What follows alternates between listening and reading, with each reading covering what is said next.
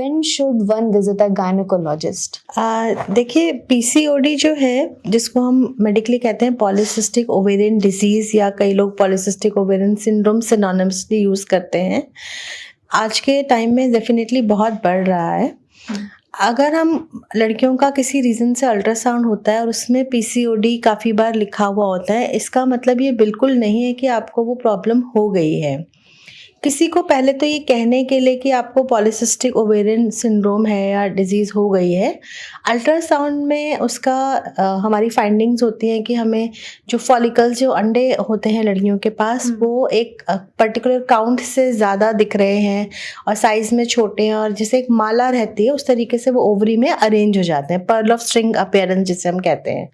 फिर दूसरा उनको लक्षण होने चाहिए। लक्षण मतलब उनका पीरियड लेट आ रहा है, कम आ रहा है, एक्ने ज़्यादा हो रहे हैं फेस पर या बॉडी पर, हेयर ग्रोथ ज़्यादा हो रही है।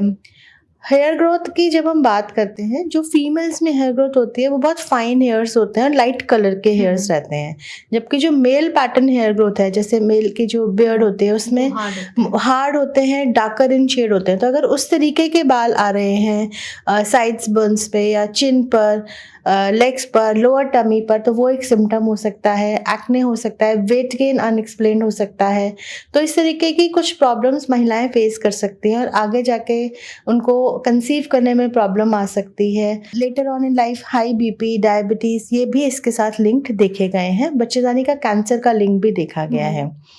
तो किसी को भी ये कहने के लिए कि आपको पीसीओडी है, अल्ट्रासाउंड, कुछ हम ब्लड टेस्ट कराते हैं एंड सिम्टम।